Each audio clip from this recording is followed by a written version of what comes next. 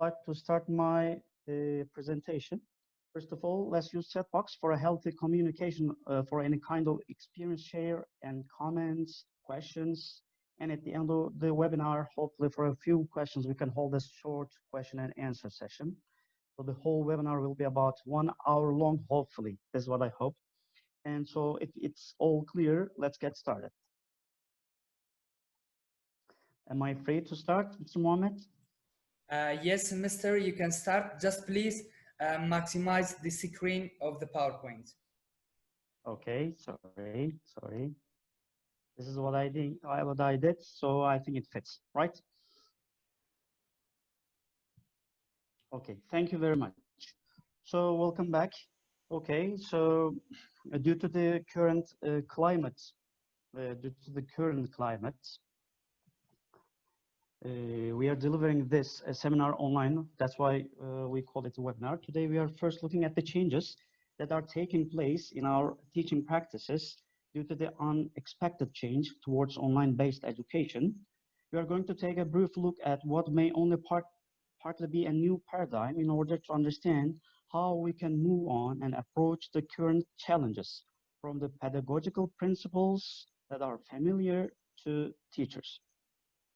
We're then going back to look at typical interaction,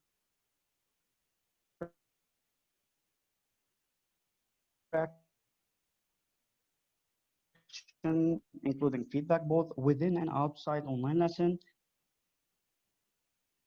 and will conclude with a few online course. Useful resources you can access both on our topic, online interaction, and on other topics related to online teaching and learning. So, regarding the current situation, here is the slide. Yeah, here's the slide. You see the slides, okay? So it seems that our students are already doing a lot of learning outside our classrooms. As of recent figures, 500 million views of learning-related content on YouTube every day are there. So I'm stressing learning-related content, not just any content. This figure is incredible. It speaks louder about the hunger for learning that exists and shows itself online. I think we need to take our challenge these weeks and months with optimism. Our learners are already familiar and are well into online learning. Of course, that learning may be taking place with little inappropriate or no interaction at all, and that is where our role as teachers starts in learning. Just Mister. Yes, please. Just make the PowerPoint slideshow at the right part in the bottom of the PowerPoint because they can't see the slides well. But I need to see the slide numbers, that's why. Is it okay this way? So just click on the second one actually, next, just because they can't see actually. They're writing message for me. So do you want me to make it full screen in short, Yes. Mr. Mohammed? Yes, yes. But yes, please. I would like to follow the number of my presentations. That's why I'm sticking to something. That's why. Am I allowed to do this? Okay, then continue. Mm-hmm. So maybe this way is better. How do you think this is? Does this fit? Yes, please. Mr. Mohammed? Okay, I'm moving on with the next slide. So talking about learning experiences, here are two very different learning experiences. If we think of comparing and contrasting these two pictures, what do you think are the differences? What are people learning in each of these photos? So I'd like you to use the chat box to drop some ideas about what you think on the difference between what people are learning in each of these pictures. So you're given 1 minute. Please drop some ideas in the chat box.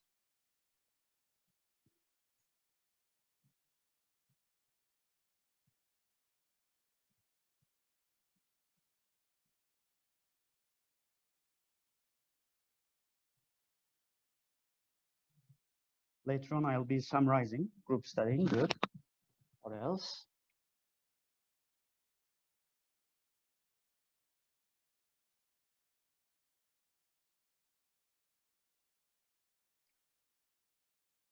searching online or writing an assignment. Okay. So, in short, I'll summarize, okay, over my notes. So, students find it fun to learn online. Teamwork, collaboration, group work. So, it seems that the two pictures represent the difference. In terms of collaboration, of course, pair or group work, supporting practice, social interaction in the first picture mostly, teacher and peer feedback, physical presence, that's right, social learning, but also self-accessing materials in the other picture as well, right? So I tried to select these two pictures that point out a specific contrast. And the next slide. And now out of this contrast, we might believe this learning online is mainly cognitive, not social. So teaching online is mainly about passing on information. Do you agree with the statement or not this time? The statement is learning online is mainly cognitive, not social. So teaching online is mainly about passing on information. Face-to-face learning, okay, versus online learning. This is from the previous slide. Okay. So it does seem logical if we compare those pictures. It seems logical to draw the conclusion that learning online seems to be more about information itself. Okay, I need to underline this. Okay, but how about this then? The human factor online? In terms of online phenomena like Facebook groups, which they hardly exist to change information, they exist in order to create a sense of belonging or sharing passions and interests, and maybe members using groups to share feelings, attitudes, likes, dislikes, and then emoticons at the bottom of the slide you can find. They express feelings and they are so often overused in groups and in online communication in general. And then you all know the well-known photos of pets on social media and all the other personal pictures of oneself boasting a great achievement, a great holiday, celebrating an anniversary. They are hardly about passing on information but sharing feelings. And the same goes for all use of instant messaging, such as WhatsApp, where we prefer an informal language, and we are not communicating there to change information. And then many products are being offered on informative perspective, but they try to inspire well-being as a better standard of life. And now take a look at how many shares and how many comments are underneath this advert. Mostly, I can assure you're not exchanging information about the product, but they are expressing feelings, or they were people who want to be helpful for a friend. They thought the product might be useful. So here's just a very quick view of some of these comments. Take a look how emotional they are, if you can see well. Like, I just got mine and would love to purchase this for our son. He would love it. So I'm reading it for you, by the way. So they, or even getting relatively intimate about family and so on. Or I want one. So my point is then, there is already quite a strong human factor online. And the question is really how, not whether we can embed rapport. Rapport means closeness, interaction, and feedback in our online courses. And actually, even more than that, this might be the chance, the opportunity we are having to start truly flipping the classroom. On the right side of the corner, you can see flipping the classroom. If you remember that debate, which is going for about 5 to 10 years, but of course, this won't just go simply overnight transferring what we normally do in the classroom, putting materials online. What we will need ourselves to do some thinking here. First of all, I think we need to start seeing our courses as a blended experience made up of coming together, the so-called synchronous teaching. Yeah, on the right side of the slide you can see, or learning time, and of teaching and learning taking place individually or asynchronous time. Classroom-based education so far has created the perception that education takes place in the classroom through the teacher's teaching homework. Yes, it has also been assigned, but it is now to be considered something extra or even optional in an online environment. We need to design our courses as a blend of meetings and individual work in between, mostly made up of the activities that students would have done on their own in class anyway, such as reading or listening to teachers' inputs or extending the practice after the class. So, after all, says that learning does not equal teaching, which also means that our course doesn't have to be limited to the synchronous events. Instead, learning can be distributed among the three stages: before, during, and after the class or the meeting. Let's also try after another one. And online classes can be quite tiring so it's important to consider at this point which tasks should be done together in the online classroom and which can be set for individuals or groups to do independently. Also, asynchronous learning, which is outside the learning class itself, allows learners to work at times that suit them. And even when they have the technology available, especially when they have to share a device with other family members. Second, it's becoming demanding to set a basic sense of trust in our learners' actions, and we cannot control their attention even when we are at class, as you may guess. We were never so capable of that. Let's accept it. What we can do, however, is to best to engage them and keep their willingness to cooperate, and giving them equal ways or opportunities to contribute will create a sense of the freedom to do something, as our virtual courses might be less on an equal basis. On the other hand, technical settings are there to prevent disruptive behavior for controlling the class. For example, you decide on the permissions you give students during the lesson to use their mic, that camera, or to share their screen, which is like my experience now. And setting rules of classroom interaction will probably need to be agreed between you, the teacher, and the students very early in the course or at the beginning of each lesson. And finally, the way we plan and prepare our lesson, our course will become just as important as a content or what we are teaching. We need to think of in advance when we are starting the course, how to split the learning activities between synchronous and asynchronous modes, what resources to use, how to collect them and then share them with our students, what tools to use, how to organize the activities. Then at the level of each lesson, we need to have the documents prepared and follow a clear plan to manage time properly.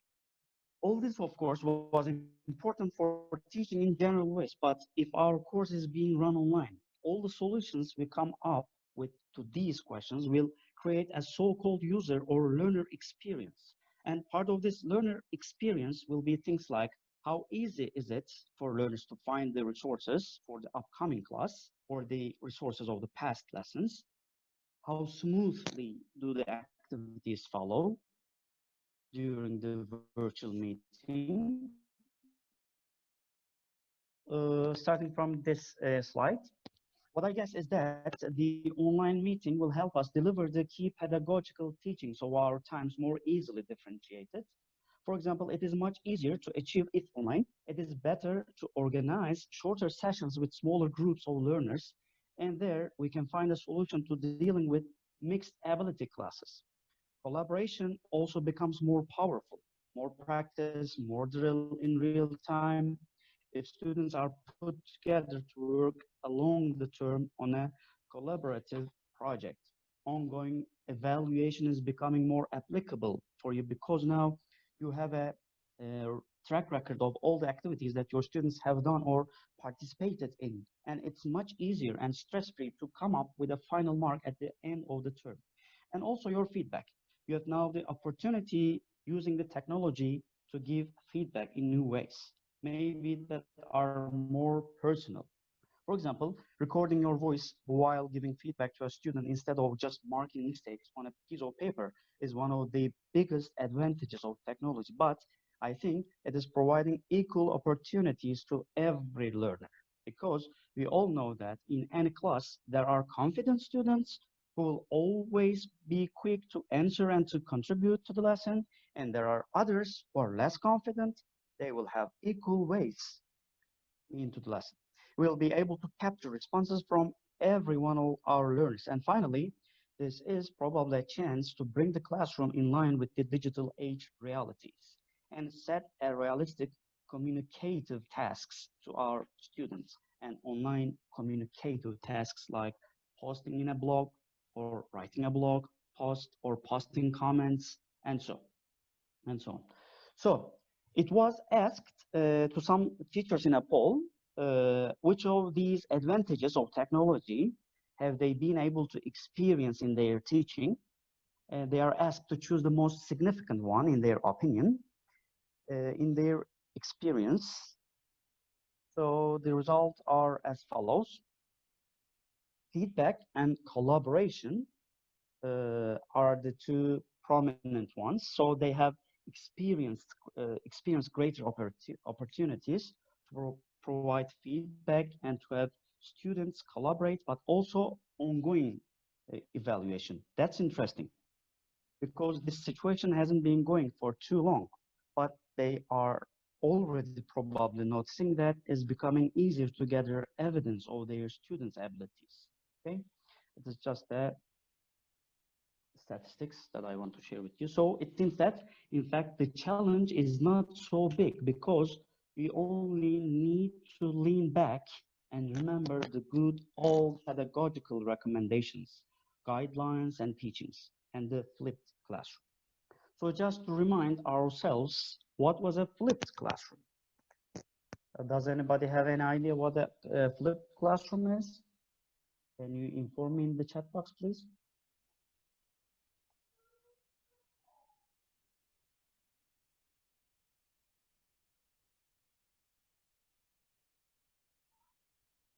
So it seems it's now thinking time. Once you're ready, please feel free to share what a flipped classroom, because in seconds I'll be starting to talk more about it. Okay, then let's continue. It was a way of putting instruction or leading learning before the class and focusing the in-class synchronous time when you are together with your students online, and to elicit feedback from them or answer questions from them based on what they learned before the lesson. They read a text or several texts on a controversial topic. You might want to ask them what they think and how they feel about it, and you can follow up and ask them to strengthen what you've been practicing in the class after the class, and then the cycle goes on. And there's a new before class module coming up with new instruction and so on. So, having a brief look at what interaction is available online now, not just in teaching and learning, it seems that we've got three main areas of interaction online: comments, votes, emoticons as well, not just text collaboration in real time in collaborative projects, and the possibilities that web conferencing tools, one of which we are using now, Zoom, offer us, including virtual libraries where we can store the resources and give access to people to specific resources as we go on the course. What could this mean for us? Maybe we would need a mix of the elements shown there. Of course, regarding blogs, forums, and platforms, you can have public platforms or public blogs or school-owned tools, which would be more suitable, of course.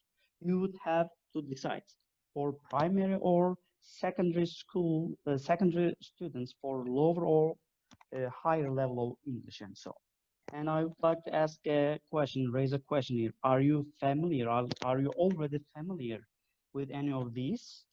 So I would like to get some answers in the chat box. Can you just type any of these interaction tools that you already know? Can you name some?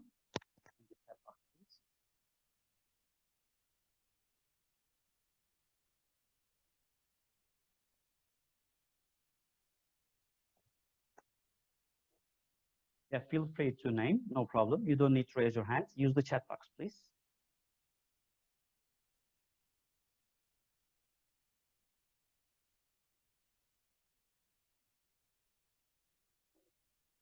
So Google Documents, Google Classroom, Padlet, Edmodo, okay? Maybe these are the most common ones that you may have heard of, okay? Thank you for your attention. Okay, now at this point, when we are talking about selecting tools and setting up online communication, a big caution is online safety, of course. I put there the main questions to consider. How is data being stored? What the school approves of considering? Who can access the student's data? And who can access your virtual meeting? Who can share screen? And who can see your screen, of course? And also, whether conversations between learners are possible. So you might want to use digital teacher platform. And down in the slides, there's a link there where you can find an article which is a bit broader than these aspects. If you just want to take a screenshot. Okay. I am going on. I have to go on because my time is running out. Now, let's move on to the interaction before the lesson. Let's take a look first at what interaction might take place before the lesson, even if we are not online with our students at the same time. So in a flipped classroom model, especially required now by the current situation that everybody is in, we need to send or share resources with our students, which they can read before the class. And for this purpose, you might use a variety of options. You may share the resources in a virtual learning environment, such as a school LMS, which stands for Learning Management System, or if your school doesn't have an, you could design your own virtual classroom, Google Classroom or Edmodo, and there are a few of them, as we have just talked. But if you just want to take the simplest option, you can simply email your material to the students. For the material itself, you can record yourself explaining the main facts of the new unit, but remember to keep it short. Or if you want to do it in PowerPoint, you can record a PowerPoint show with narration. Or you might want to convert that PowerPoint as a video later. You can also record your screen while you are presenting things, which I did while I was having Zoom lessons with my students on your screen, or in the internet browser, one of which is Google Jamboard. Have you heard of it? Google Jamboard. And using your voice to highlight or to explain what you're doing. And you can save this too as a video, or simply just record your voice and send it together with a Word document to your students. And of course, you might also prepare other kinds of files, send links, text read, or watch a short video online, or you might take screenshots of text online and send these screenshots to your students along with the learning resources. You might want to start the discussion as well, eliciting comments. Elicit means to get the answers directly from students by raising some questions in their mind. On the materials they have read, you can set it up on the LMS again. If it has a form function, or you might design a collaborative document such as Padlet, unfortunately, which is not free now, or a Google document, which is free, where you could collect some comments, some initial responses from your students. And here you have an example. This is from B1 preliminary for schools exam from the writing paper. It might be suitable for, of course, B1 level learners aged possibly 12 to 15. So it's about writing an article on the topic, what makes you laugh? And you're wondering what you could send your students before you meet them to talk about this article. Let's focus on this. Write an article telling us what you find funny and who you enjoy laughing with. Do you think it's good to laugh a lot? Why? The best articles answering these questions will be published next month. And the next one, okay. So as a pre-lesson material, you can email or upload again a short list of vocabulary to talk about what they like doing. You might include verbs like enjoy or like ing, or find something like an adjective or prefer to do something. But you might also want to include vocabulary like cartoons, which means comics, funny videos of pets, and so on. And to make sure they can access this pre-lesson material and for you to watch their engagement, you can add a short comment or feedback session or a short discussion, starting the interaction in this way before the lesson, which means that you can begin to engage students even before the class time starts. And it also means that students will already be thinking about the topic and know what is coming in their class. And this can be motivating and it can help weaker, even weaker students to prepare a little more. And you can start the discussion by asking the question, by starting the question, what makes you laugh? And students have to pause and answer by using the language. They go in the vocabulary document, so this will give you some idea on to read that document, that useful language, and it also creates a communicative purpose to that document because it links it to a communicative activity. So before you start the lesson, you will need to follow what has been posted, monitoring use of English and when posting comments. Of course, if your LMS doesn't provide the option of having a forum or group discussions, you can use external tools such as Facebook groups or groups on instant messaging apps such as WhatsApp or Viber. Such groups will need to be set as private, and you will need to control who can join, who can access them. If you are working with children under 18, of course, this is very important. If you are working with children under 18. Of course, before using any online digital few minutes ago, that's the case. It's also useful to discuss these aspects with your shared pre-lesson documents. If you have no LMS and collect students' comments to them, these tools can also encourage frequent communication in English if you set very clear rules and monitor them. This is very important. Set very clear rules and monitor them as you were in real classroom. And at the bottom of the slide, you can also see a link to a digital platform where you can find a lesson plan about how to design such and such activities involving instant messaging tools. Okay. And now most of the interaction actually takes place, of course, during the lesson, as we are going to see here the main interaction tools that you can use during the web conferencing platforms that you will be using to run the virtual lessons. And in the next, I'm going to review them one by one very briefly. And afterwards, we are going to look at typical interaction patterns from the start to the end of the lesson. And I want you to focus on this second picture. So first of all, the audio and video tools. Of course, you've got these two options, but you don't have to use them both. Also a matter of your interest, speed of course. Of course, this is a matter of interest. It's acceptable to use just the audio or a video, or just one of them, or both at the beginning, and then switch one of them off during the lesson. So all the combinations are possible. The screen sharing tool is very useful because you can share your documents or slides, any collaborative documents where your students are working at the same time. So you can follow in real time how that document is being generated by the students. You can share videos or images from the internet, so it represents the basis of your interaction with your students. So it says use the virtual whiteboard. Depending on the functionalities, of course, of the platform you use is a virtual whiteboard. It's a very useful tool, which you might have or you might not have, like its name is suggesting. So you can use it just like you would use your normal whiteboard or blackboard at school, but it has extra advantages, namely you can copy and paste words or text, and then you can annotate images, put some reminders around the images or and activities.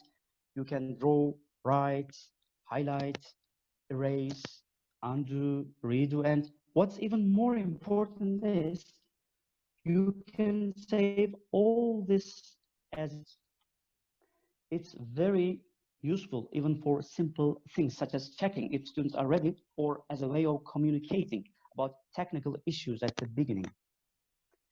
Probably the most important use is as a multi-way interaction channel between yourself, the group, and among the students.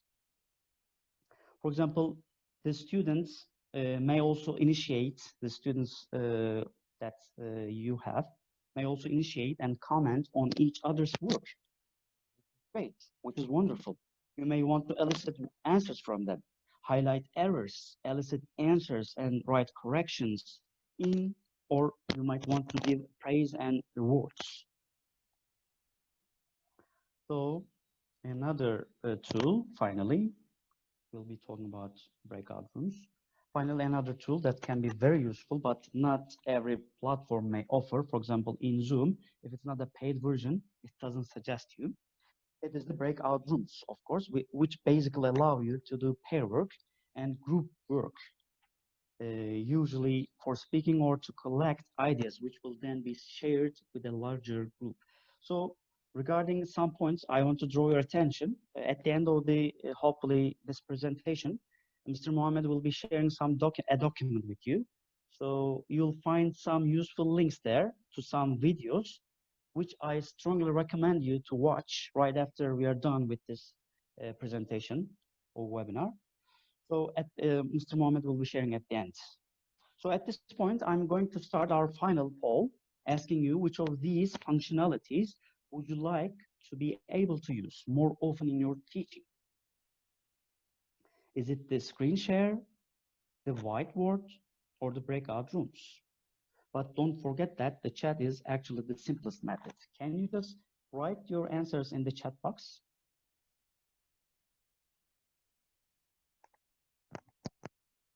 Is it the screen share, the whiteboard, or the breakout rooms?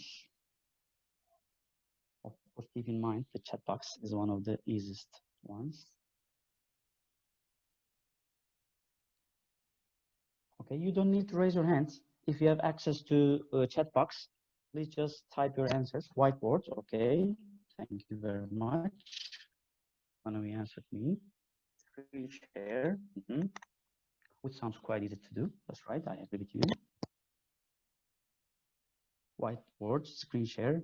Whiteboard and screen share are like competing.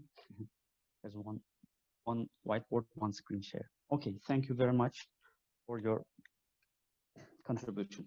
Okay, let's move on. Now let's move on to the types of interaction during the lesson. First of all, there is a specific type of interaction. I do not have many slides left, so hopefully you're not bored. First of all, there's a specific type of interaction at the beginning of the lesson, especially in an online environment. While waiting for everyone to join, it's good if you can make some small talk. Have a cup of tea, which I have a coffee now instead. Welcome the students. Check if they can hear and see you, or if they can see your screen share. If your platform allows you to see your students, you may ask them to also wave back to you, which creates like a rapport, closeness between you and your students. You might want to do a short warm-up exercise, which isn't related to the lesson, just to help everyone focus on the task. Help everyone focus on the task. The situation we are facing right now is a bit unusual because typically we are private people and family members at home and teachers or students at school. And during these weeks and months, hopefully it won't be prolonged to years, we have to play these two roles in the same setting. So it might be useful to try to help students take this transition from the familiar environment. So we can also think that they might be tired after having attended other lessons before yours. Therefore, just because of such a reason, short transition activities like physical exercises, for example, get up and spin clockwise 3 times and then switch direction, do it again, or ask what they had for breakfast or lunch. or ask them to show in the camera what personal objects that is important to them lying around somewhere in their room. And finally, it's very important at this stage to have all the materials you are going to use in the lesson open and minimized in the bar at the bottom of your screen, which I'm experiencing now. Okay, so you can quickly share them on your screen at the right moment. Okay. Another type of interaction is when you are setting rules, and these must be set at the beginning of the lesson for interacting. You might decide on the safest conditions where students can only communicate with you via the chat box, but they are muted.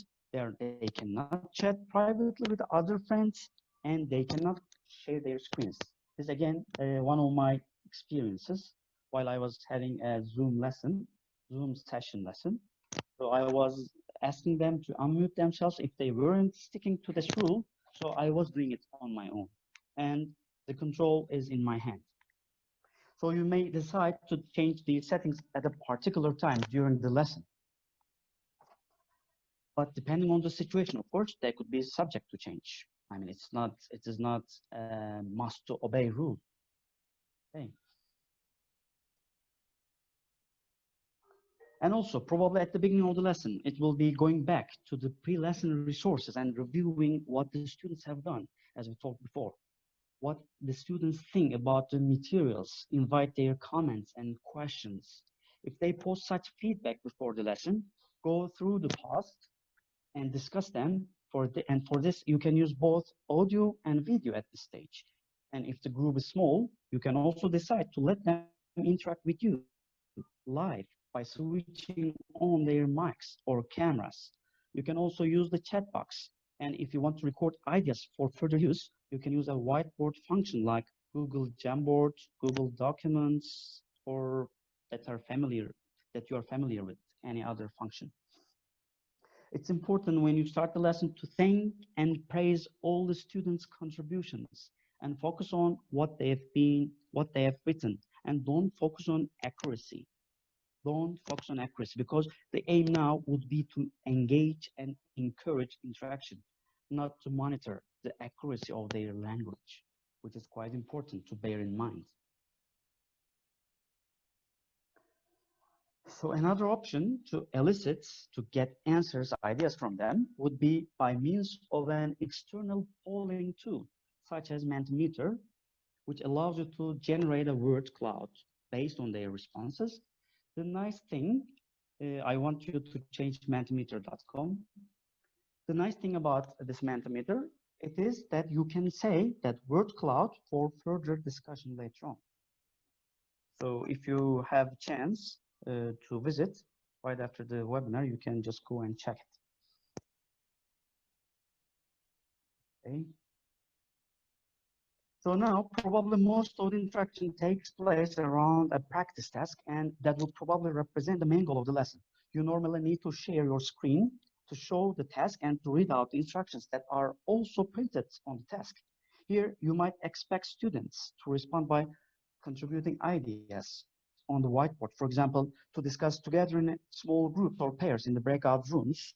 But if such breakout rooms are not available, you will simply use the chat box, sharing their work through their cam by showing an illustration that they drew, or even ask them to share their screens presenting what they've done. Only when you are confident that they will use this option properly, and remember, you can give them such permissions at this stage of the lesson only, at this stage, okay? And so, for example, if you remember the writing task I showed before, the one about what makes you laugh, this might be a worksheet to share on your screen and ask them to practice expanding on their initial answers that they provided before the lesson by using linking words such as buts or for example. And this is a material you could show on the screen, including the prompt for the speaking activity. Your students could practice in a breakout room, and you can pair them up yourself or let the system do it automatically instead of a whiteboard. So if you don't have this function, you can work on a Google document and share it with the students before starting the activity. Then, while students open a second browser window, access the Google document, enter their contributions, and then get back to the meeting room with you if your Google document is shared from your screen, everyone will be able to see the contributions being added in real time, synchronous. Remember the word synchronous. As soon as they get back to the meeting room with you. So here you have a screenshot of what this might look like. It's a Google document that you would be sharing on your screen. So, of course, part of any practice task is your own monitoring and feedback as you would do in the regular classroom while you are not online. You also need to monitor students' answers and provide feedback online, either by encouraging their ideas or highlighting errors if they are important, of course, to your lesson's aims. And there are several ways of it individually. In the chat box, selecting the user so that your chat does not go to the whole group if you make it private, but just to that one, that user. You can give feedback in a group by visiting the groups while they are doing their practice in the breakout rooms. You can go from one breakout room to the other, listen in, and then choose to say a few words to comment and then move on, or of course, as a whole group in the main meeting room orally, or again in the group chat. So this might be an example of how you could give feedback using the virtual board, which is whiteboard function. Imagine that while visiting the breakout rooms, while students were practicing, you noticed that there was a problem with prepositions. So you might ask them now a question. Where do you find or see or watch memes? And could say using their mics, could answer directly, and then write the answer on their part on the whiteboard themselves and on social media. So highlighting the correct preposition, where do you find or where do you see or where do you watch comedies on TV and so on. So underlining the prepositions, another activity would be to show the students a sample article and elicit comments. Is this a good article in response to the task and why? It's probably easiest to use the chat function for this activity, but you may also unmute the students in order to answer and discuss the text more freely. It's important just to choose a different interaction pattern this time. So if your first activity puts students in groups or pairs, do this one as a whole group and of course the other way around.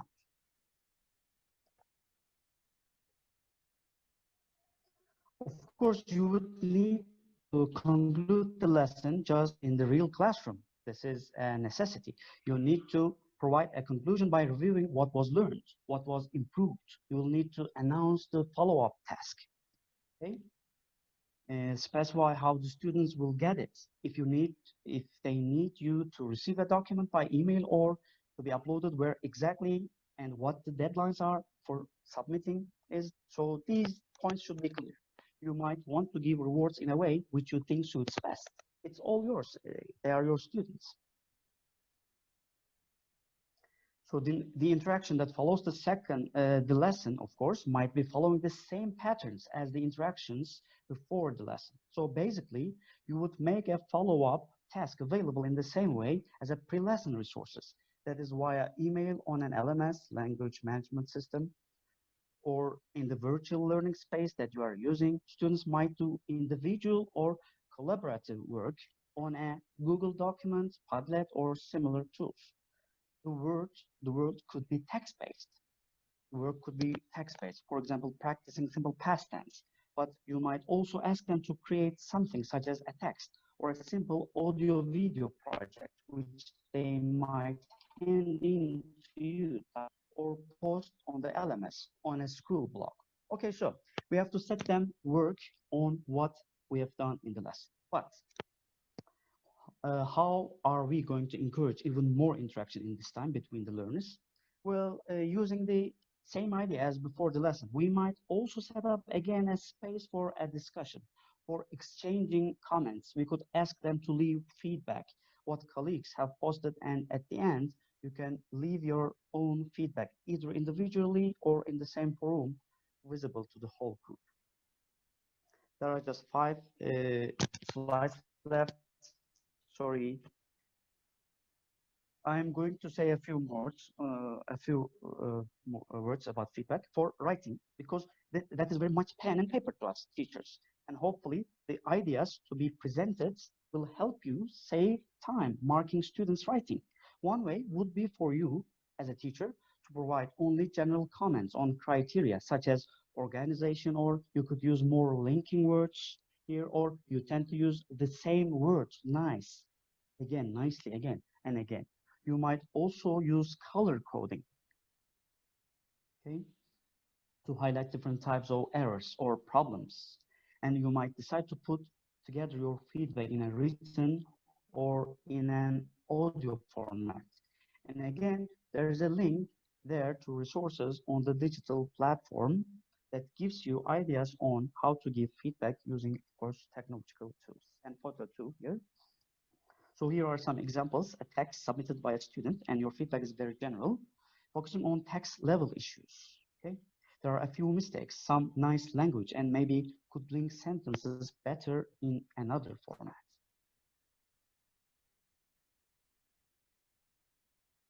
So you can see here a form of inserting your comments directly in the text in Microsoft Word. And you may even highlight some language errors in a color-coded way. Also, you can record yourself and embed the audio file in the document and the bottom corner on the left-hand side. You can see feedback, that's an object there, but of course, you can also record your feedback and send it separate. It doesn't have to be embedded in the Word document.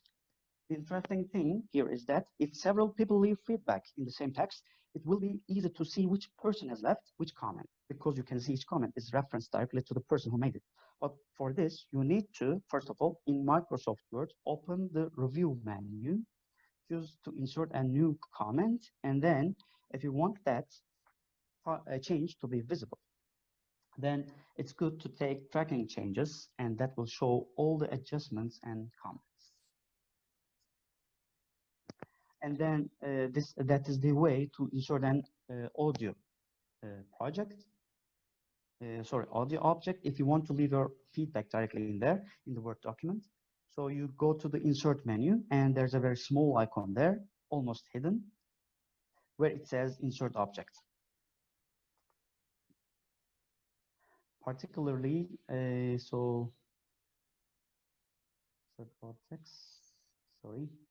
but there are other ways of providing oral feedback to your students, of course. For example, by recording your screen with a text on it, using a screen casting tool is particularly suitable if your students are in the upper secondary school. So this webinar fits to all level of students. Just find the one that suits you the best. So it feels as if you were explaining to the student directly, face to face, and you were explaining what they need to improve about their text still. So you've got a link there to a specific area on a digital teacher platform where you can find ideas how to do that exactly and with that tools. So a few slides left. Another way of leaving feedback would be to capture screenshots of your students' work. It could be writing or something else, and annotate the screenshots with text, arrows, shapes, and different colors, and then send this to your student again. Okay. But I just want to say a few more words about peer feedback, peer edit. So engaging learners to give feedback to each other is of just having teacher-based feedback. How can it work well? And one way is to ask the students to swap writing and provide comments, either on a specific or on any other aspect to each other. Then you can examine, you have a look only at one piece of writing that student choose, but you can evaluate in your on your own in a less direct way. The abilities of another student as well. So you save time this way. And finally, to wrap up, some general points I would like to talk about. I think we need to be prepared to spend more time than in the real classroom. setting up the activities, checking the technology, collecting the answers, and giving the feedback. And that is why probably it's important to go for shorter sessions, maybe 30 to 40 minutes, and with smaller groups. And this means that probably it's a good idea to plan fewer activities for fewer steps in a more targeted way. And so having students work together throughout the term, creating a project, a poster, a school magazine, or a blog, but fundamentals. Okay, these are the fundamentals we have covered. Here a lot of examples for including interaction and using functionalities for interaction. But you don't need to do everything at once. I'm repeating, you don't have to do everything at once. It's best to choose a few things that you will feel comfortable with. And then in due course, in time, gradually, you become more confident and you can use more of these tools at the same time. There is a very good place to search for useful resources supporting every teacher page, which you can find a link there on that page. You can find several things. First of all, you have got free teaching resources, among which you can find lesson plans that also have the option of running the lesson online. So how to use that lesson in teaching online, the other useful resource, there is the supporting every teacher blog by Cambridge University Press, the resources of which we are making use of in our institutions for the time being. It has been producing a huge number of articles in the past, so they are clearly specifically dedicated to these aspects of online teaching. They are responding specifically to this situation of the coronavirus crisis. And as a last, Mr. Mohammed will share a document in which there are some suggested contents for you. So thanks a lot for listening, which he did now. He shared that. Yes, Mr. Damir, thanks for this nice presentation and being with us today.